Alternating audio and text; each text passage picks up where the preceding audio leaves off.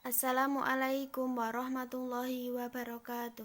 Kami dari kelompok 11 akan mempresentasikan hasil diskusi kami yang berjudul Sejarah Perkembangan Kurikulum Pendidikan Agama Islam di Indonesia.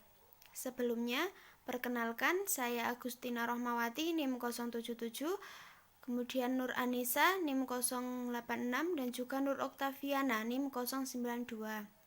Langsung ke materi untuk poin yang pertama, yaitu sejarah kurikulum pendidikan agama Islam pra-kemerdekaan. Pendidikan agama Islam pada masa pra-kemerdekaan sangat tidak diperhatikan. Pendidikan pada masa pra-kemerdekaan ini dipengaruhi oleh kolonialisme yang berpusat pada agama mereka. Selain itu, dari segi kelas hanya diperuntukkan untuk kalangan terbatas, yaitu anak-anak priai. Konsep ideal pada pendidikan kolonialis adalah pendidikan yang mampu mencetak para pekerja yang dapat dipekerjakan oleh penjajah pula.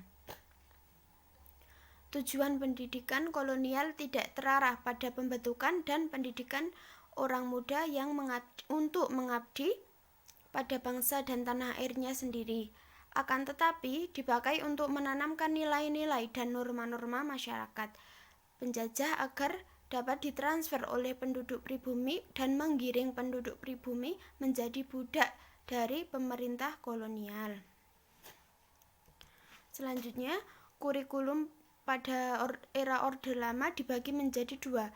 Yang pertama yaitu kurikulum 1947. Kurikulum ini masih kenal dengan corak sistem pendidikan Jepang ataupun Belanda. Nah, untuk yang kedua yaitu kurikulum tahun 1952 sampai 1964. Dalam kurikulum ini, muatannya adalah pada pengajaran yang harus disampaikan pada siswa dalam bentuk mata pelajaran bahasa Indonesia, bahasa daerah, ilmu alam, ilmu hayat, ilmu bumi, dan sejarah. Selanjutnya kita akan membahas sejarah kurikulum pendidikan agama Islam pada masa Orde Baru. Peralihan dari Orde Lama ke Orde Baru pada akhirnya turut berdampak pada wajah pendidikan nasional.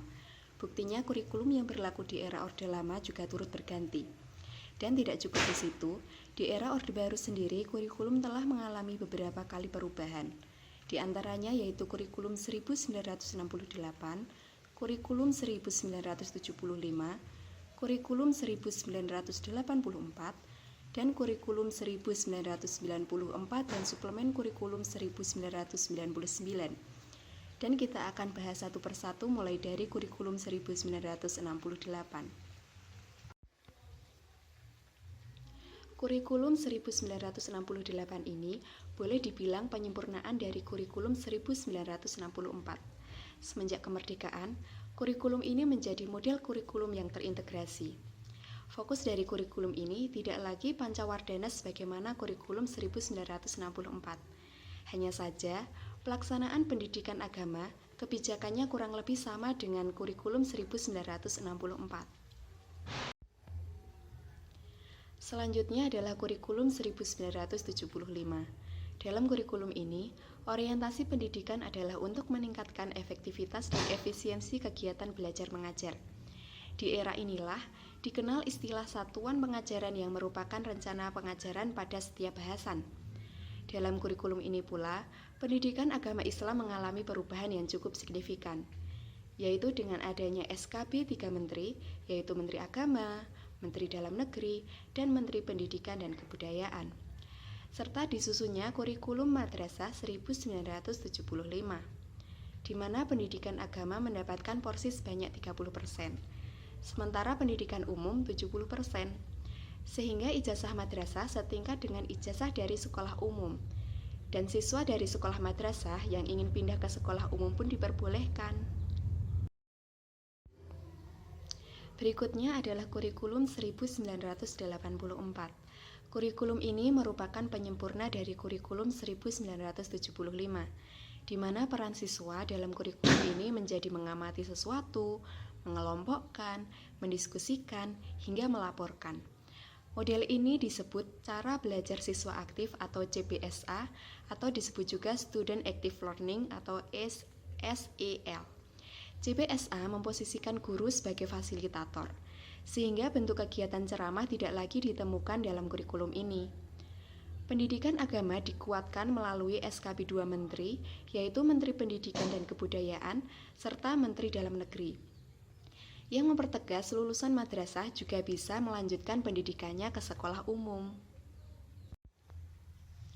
Dan yang terakhir adalah Kurikulum 1994 dan Suplemen Kurikulum 1999. Kurikulum 1994 merupakan hasil upaya untuk memadukan kurikulum-kurikulum sebelumnya, terutama kurikulum 1975 dan 1984. Yang perlu dicatat dalam periode ini adalah terbitnya Undang-Undang Sikdiknas Nomor 2 Tahun 1989 yang menegaskan bahwa madrasah adalah lembaga pendidikan yang berciri khas Islam. Artinya, muatan kurikulum struktur dan konsepnya senafas dengan nilai-nilai Islam. Lebih jauh dengan Undang-Undang Sikdiknas ini, pendidikan agama Islam akhirnya berjalan satu paket dengan sistem pendidikan nasional. Nah, dari beberapa perubahan kurikulum tersebut, dapat disimpulkan bahwa pada masa Orde Baru ini, pendidikan agama Islam akhirnya berjalan satu paket dengan sistem pendidikan nasional. Selanjutnya kita akan membahas mengenai sejarah kurikulum pendidikan agama Islam pada masa reformasi. Sejarah telah mencatat bahwa bergantinya kurikulum akan berdampak pula pada perubahan kebijakan yang berlaku. Era reformasi yang mengedepankan keterbukaan, transparansi, dan akuntabilitas nyatanya telah berpengaruh pada dunia pendidikan nasional. Kurikulum di era reformasi juga telah mengalami beberapa perubahan, di antaranya yaitu kurikulum KBK, kurikulum KTSP, dan juga kurikulum 2013. Yang pertama yang akan kita bahas adalah kurikulum KBK atau kurikulum berbasis kompetensi. Era reformasi telah memberikan ruang yang cukup besar bagi perumusan kebijakan-kebijakan pendidikan baru yang bersifat reformatif dan revolusioner. Sebagai salah satu dampak dari laju reformasi adalah dibuatnya sistem kurikulum berbasis kompetensi atau yang kerap disebut dengan kurikulum KBK. Berikut adalah beberapa karakteristik utama kurikulum berbasis kompetensi. Yang pertama, menekankan pencapaian kompetensi siswa, bukan tuntasnya materi. Yang kedua, kurikulum dapat diperluas, diperdalam, dan disesuaikan dengan kompetensi siswa. Yang ketiga, pembelajarannya berpusat kepada siswa.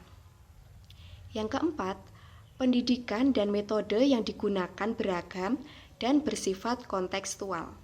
Dan lain sebagainya, ada banyak sekali karakteristik kurikulum berbasis kompetensi. Selanjutnya akan dilanjutkan oleh Mbak Vivi. Kurikulum Tingkat Satuan Pendidikan KTSP atau Kurikulum 2006. Secara umum, KTSP tidak jauh berbeda dengan KBK. Namun, perbedaan yang menonjol terletak pada kewenangan dalam penyusunannya, yaitu mengacu pada desentralisasi sistem pendidikan.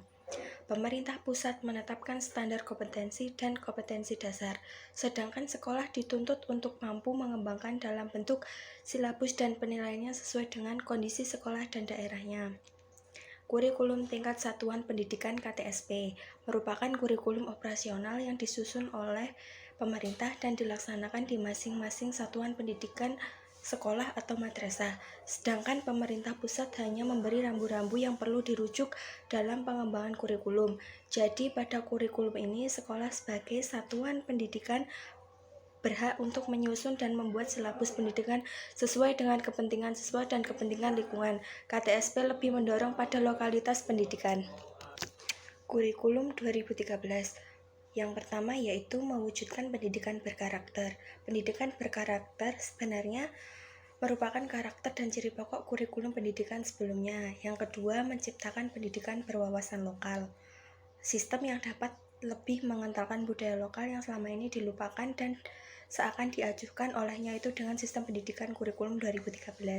Yang ketiga, menciptakan pendidikan yang ceria dan bersahabat. Pendidikan tidak hanya sebagai media pembelajaran, tetapi pada dasarnya pendidikan merupakan tempat untuk menggali seluruh potensi dalam diri. Olehnya itu, dengan sistem pendidikan yang diterapkan pada kurikulum 2013 akan diharapkan dapat menggali seluruh potensi diri peserta didik, baik prestasi akademik maupun non-akademik.